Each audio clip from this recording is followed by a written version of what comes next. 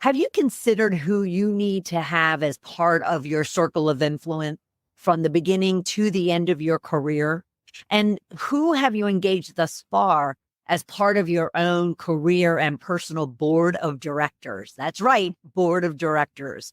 Being in that relationships are absolutely critical to one's overall career and life success. We need to talk about the intentional focus and thought process you're putting into formulating a board of advisors and guides who can accelerate your career success and help you avoid major pitfalls while elevating your leadership style. So we're going to discuss the various types of advisors and guides who you should make part of that circle of influence and some examples of how you could be leveraging each one of those types of individuals. Lastly, I'm going to give you 10 strategies of how you can be leveraging these individuals right now and as you move forward in your career and in your life. So stay with us. Welcome to Shedding the Corporate Bitch, the podcast that transforms today's managers into tomorrow's powerhouse leaders. Your host, Bernadette Boas, executive coach and author, brings you into a world where the corporate grind meets personal growth and success in each and every episode. With more than 25 years in corporate trenches, Bernadette's own journey from being dismissed as a tyrant boss to becoming a sought-after leadership coach and speaker illustrates the very essence of transformation that she now inspires in others with her tips, strategies, and stories. So, if you're ready to shed the bitches of fear and insecurity, ditch the imposter syndrome, and step into the role of the powerhouse leader you were born to be, this podcast is for you. Let's do this. Who are your coaches, mentors, advocates, or sponsors? Do you have them? If not, then you're in the perfect place because that's what we're going to discuss today. And it's a subject I absolutely love because it's a subject that is critical to not only your overall career path, but your success. And I spend a good amount of time working on this subject of coaches, mentors, sponsors, and advocates with my clients. Whether it's a career decision that you're making, whether it's a job opportunity or a advancement opportunity, whether it's a challenge that you're having in the workplace, you want to be able to have kind of your tribe, your circle of individuals that can really help guide and support you through those things. And that's why whether it's at beginning of the year performance reviews, when we're talking about goals or we're establishing goals, or it's mid-year, or it is when we're sitting down and assessing where someone is from a milestone achievement. This subject comes up simply because if you have any ambition at all, whether you are a new manager or you're a seasoned manager, you want to ensure that you have these individuals in hands distance view in order for you to leverage their expertise, their experience, their support, their advocacy. So it is vital that you engage them, build relationships with them, learn and grow from them, and lean on them for whatever it is that you might need. And we're going to talk about that. We're going to talk about the different types. We're going to talk about examples, and then I'm going to give you 10 strategies for actually going about building these type of relationships. All right. So let's first get into the different types. And I mentioned there's coaches, mentors, advocates, and sponsors. There's also what I call your career or personal board of directors. So let's look at coaches. Now, coaches can be professional coaches like myself, or they could be someone within your company, in a prior company, whatever the case might be. These individuals are really focused on your performance, short-term goals as well as long-term, but their focus is going to be short-term. Their focus is going to be, okay, so in 3 to 5 years, you want to get to X, but yet we want to break that down and look at the next 3 months, 6 months, and a year and establish goals and action plans around that in order for you to achieve those short-term goals. One key element of that coaches provide is accountability to that. What are you doing? What are you not doing? Why are you doing it or why are you not doing it? How's it going? What are the challenges? What are the opportunities? So forth and so on. They also will work with you on specific skills.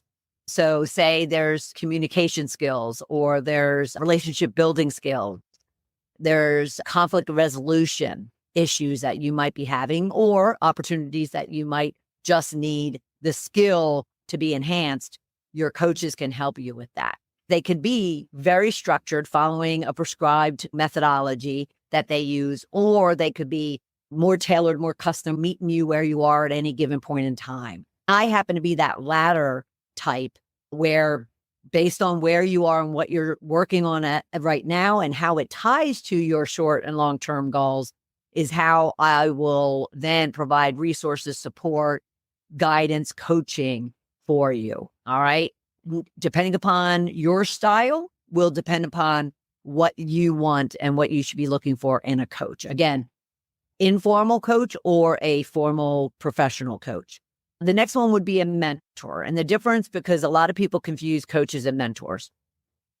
The difference between that and what mentors really focus on is more so providing you guidance and advice and support based on their own experience. Now, of course, coaches will do that as well. They'll use a lot of their experience as well, but they're also using a lot of their education around coaching and their, maybe their credentials around coaching. Mentors are primarily using their own experience, their own understanding, especially depending upon where they are in the corporate ladder. They are also leveraging and helping you navigate the inner workings of, maybe it's your team, maybe it's a function, maybe it's a department, maybe it's a whole business unit. But your mentors are there to leverage their experience and their expertise to guide you, help you with decision-making, navigate challenges and work through issues, both people and processes and practices. So those are where you want mentors, especially within your close sphere, that you can lean on a day in, day out basis. Now, that said, the structure of a mentor relationship is ad hoc. It is as you need them. It's not, unless you establish it, which it could be, it's not structured like we're going to meet every week or every couple of weeks. Mentors are more based on what your needs are at any given point in time. It could also be where it's not as frequent as a coach, professional or informal. It could be once a quarter, or it could be every couple months. I would always recommend once a quarter.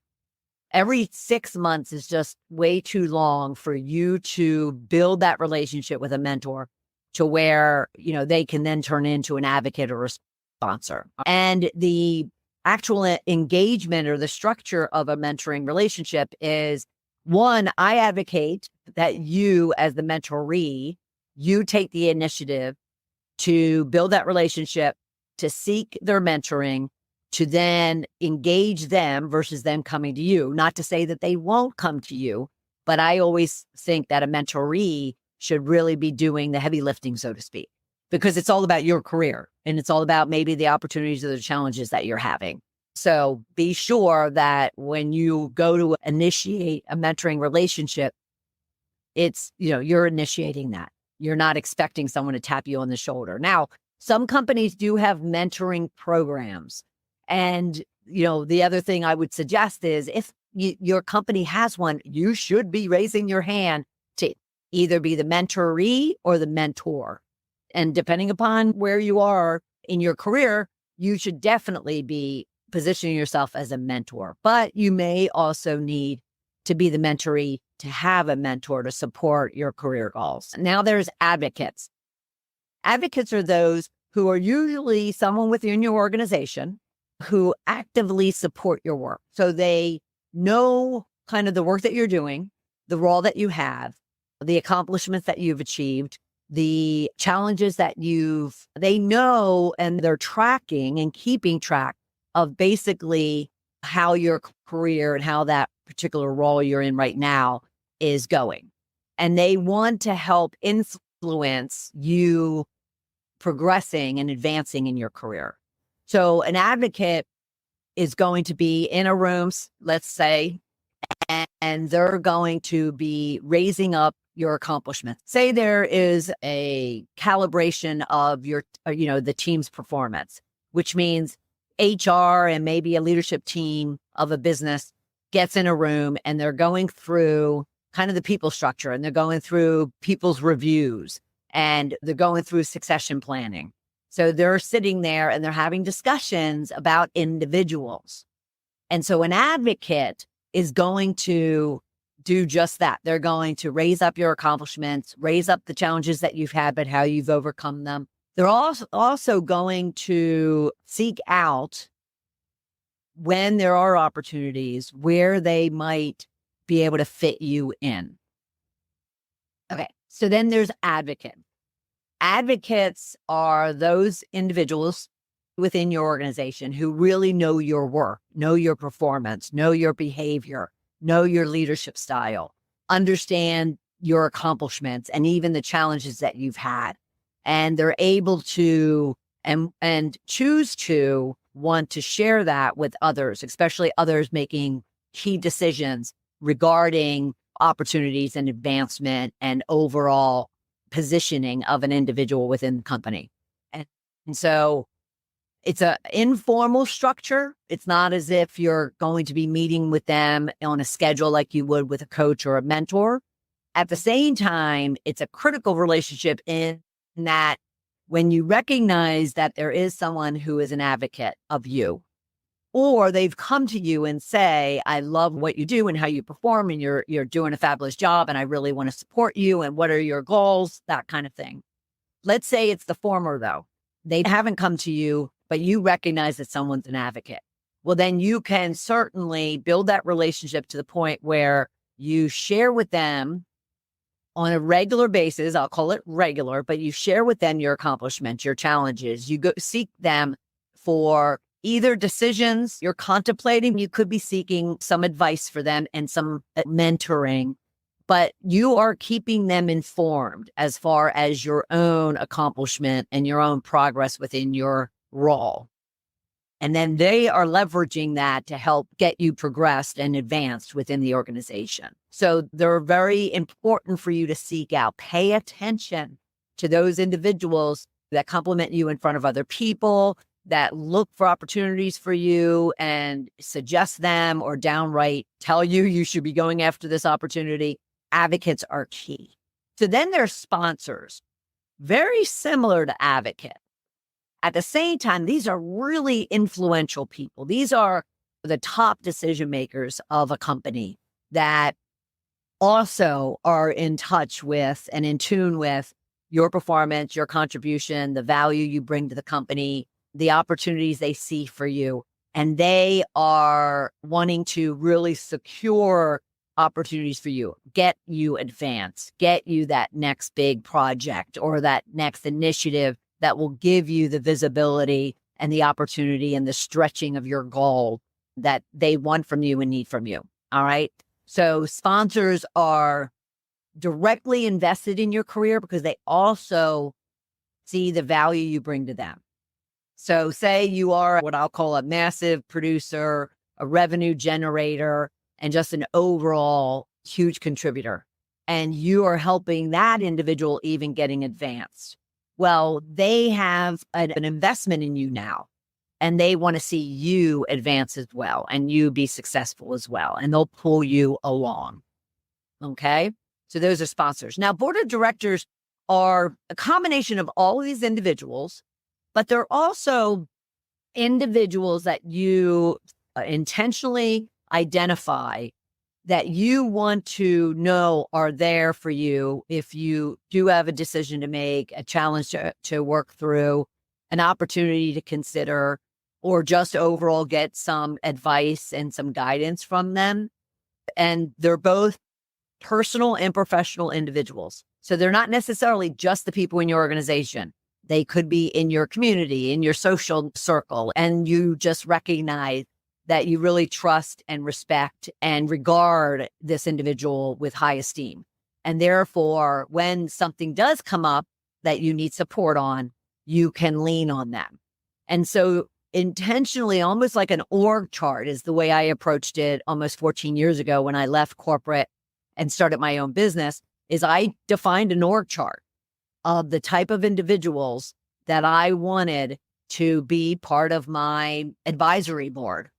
And that way I had individuals from all backgrounds, all cultures, all demographics, all levels of the hierarchy, all corporate and entrepreneurial, even just family members, just because you want that different perspective. You want that span of influence. All right. So those are your coaches, mentors, advocates, sponsors, and board of directors. Now, let me walk you through, just so you're clear on it, some examples of how you would use them, each one of them, beyond what we've already talked about. So a coach, say you're struggling as a leader, say you've been promoted, you were an individual contributor before, now you're managing people, but you've never managed people before, and you're just overwhelmed. They say, and I say, people are your number one asset. You make the people happy, they'll be happy, you'll be happy, everyone will be happy. And yet you really aren't experienced in that, or you're having challenges in building a relationship, building trust with team members. So that's where you could go to a coach, tell them your short and long-term goals. I want to be a powerhouse leader, a people leader. And these are the challenges I'm having. These are opportunities I see. And then they can help guide and coach you through that. Coaches in the past have had, especially formal, professional, paid coaches, have had a bad rap in the past within companies because the employees saw it as, well, they must be a troubled child if someone is getting them a coach. Well, that is no longer the case. It wasn't even the case then. Coaches are valuable tools to be using in your career, whether you hire them yourself or the company hires them for you. They will help you accomplish those short-term goals, which will lead to your long-term goals. So those are coaches. And that's an example of how to leverage a coach. Now, from a mentoring perspective, say you have challenges with socialization, maybe even public speaking, and you're just not polished when it comes to mingling and small talk, let alone getting up in front of the individuals. And therefore, you want to find someone in the company that you really respect and see them being a very polished speaker, being a very polished socializer and networker. And therefore, you build a relationship with them. And over time, you eventually, and you're asking them for advice along the way, but it's nothing real formal. But then eventually you say, you know what, I would love for you to mentor me. I need to be able to, hobnob with the upper management, let alone my peers and team members. And you're so good at it. Is there, an opportunity for us to, support each other? And can you, help me kind of come out of my shell, so to speak? So that is an example of how you could be leveraging a manager. Now, an advocate is, again, you found this individual, you know that they're advocating for you. They're sharing your accomplishments. They're really promoting you within the company, and you're keeping them up to date on your accomplishments and the work that you're doing, the initiatives, the awards, the challenges that you're having. Therefore, they're going out and they're really kind of highlighting those contributions, those accomplishments. So you definitely want to leverage them to help you share what you're doing in your role. Because so many individuals say, I don't get feedback. I don't know how other people see me or feel about me. Yet your advocate certainly does. But you want to leverage them to be another voice, another mouthpiece for you within the company. Now, the sponsors are going to be those individuals that if a new project comes up, a new initiative comes up, a new job opening comes up, they are going to be right there advocating for you at the highest of levels. And so the sponsor has a blend of advocacy because that's what they're doing. They are pushing you for that next opportunity and getting that visibility and that positioning for you. And so again, like an advocate, you really want to keep them informed. You may not know who these sponsors are. Now, if you're good and you are building relationships and networking the way you should be, you would know that someone is an advocate / they are behind closed doors sharing and really pushing and helping you be tagged for that next opportunity. So that's why you definitely want to build that relationship and keep them informed and updated with all the good, bad, and the ugly, and become a PR source of yourself to other people. And they'll do the same thing. Okay. So that's your sponsor.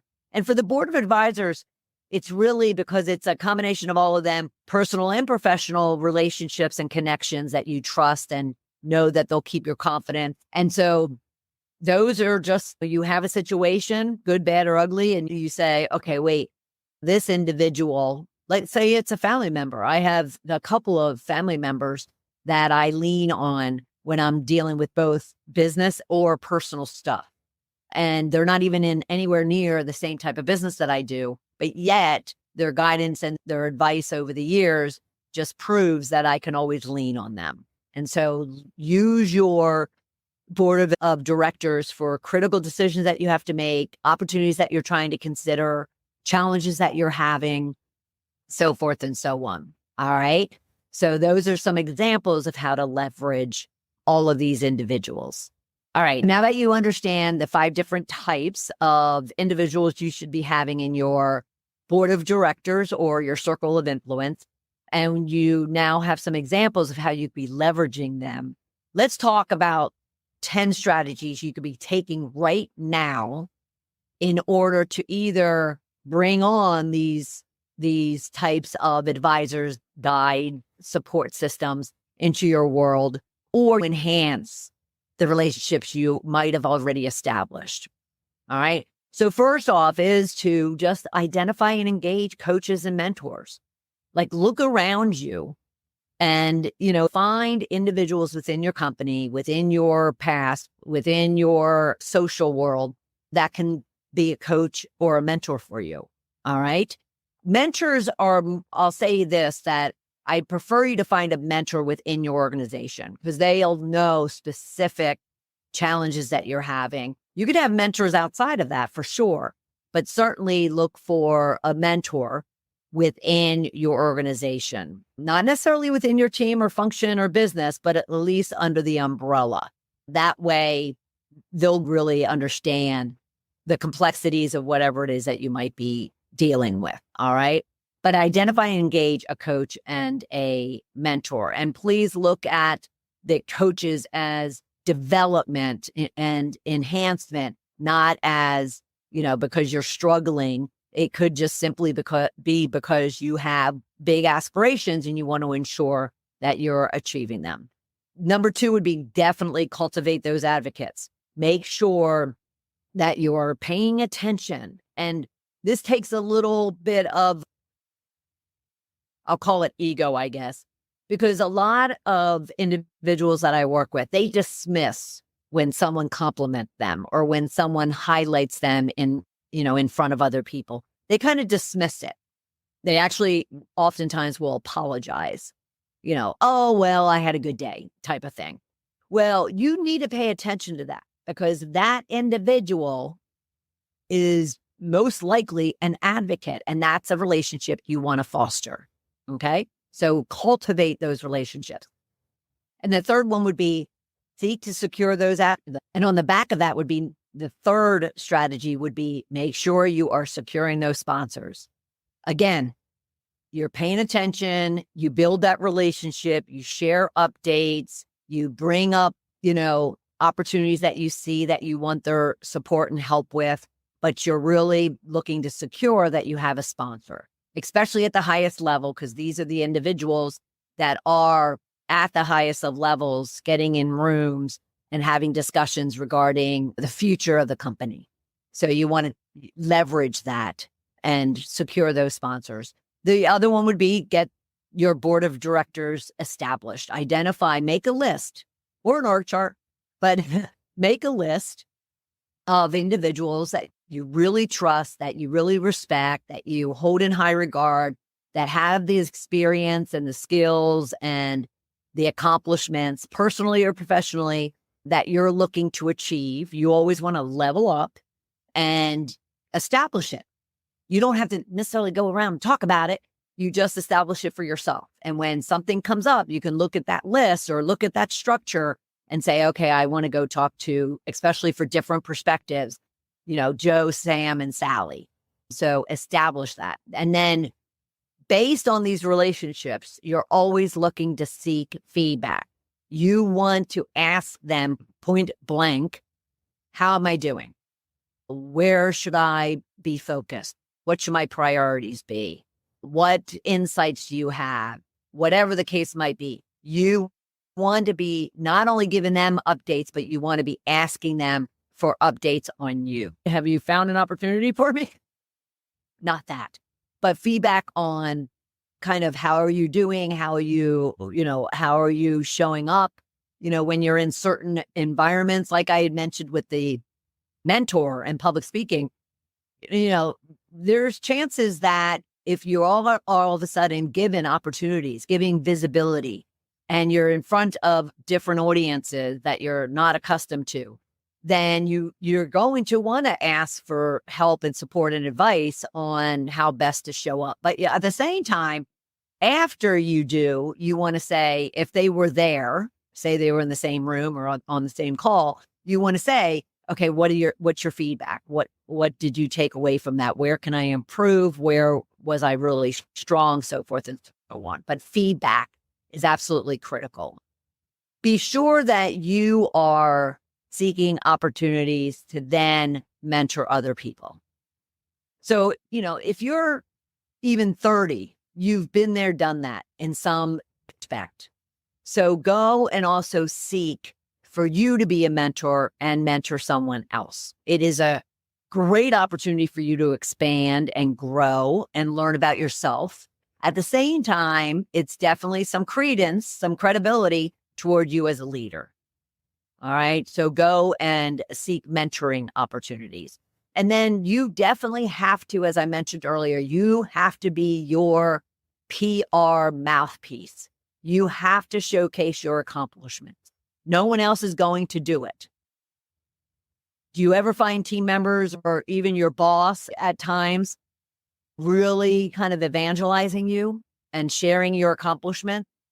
Because the advocates and the sponsors are a very, very, very small pool of individuals. I'm not even talking a handful. I'm talking like one person, maybe 2, and 3 if you're absolutely a rock star. Okay. So you need to be sure that other people know what you're accomplishing, what you've done, what initiatives you're working on. You need to promote yourself. Okay. And then I get this challenge a lot from individuals, but I find that there's very ambitious individuals who struggle to actually take initiative in seeking out opportunities for themselves. So you have to absolutely take initiative. It's number 8, is to take initiative. If there is a problem that no one is working on to solve, take the initiative to do it. You might even just take the initiative because maybe it's not in your function and you might be stepping on toes. Take the initiative to point it out to someone so they can solve it. But at the same time, don't underestimate the ability for you to be able to take on that initiative yourself. If there's a new project, volunteer to be part of it. Even if it's in a space that you're not familiar with, the experience and the expertise you can gain from it is going to be advantageous to you. Take initiative to help someone else, to support your team members, support your peers. Take initiative. It's unbelievable to me how often I'll be coaching or even just engaging with professionals, and all of a sudden I'll hear something that they'll say about a project or an issue that the business is having or a challenge that people are having. And I'm like, okay, so what have you done about it? And they're like, oh, it's not my problem, not my initiative. It's not my, so take initiative. And then of course, build those relationships.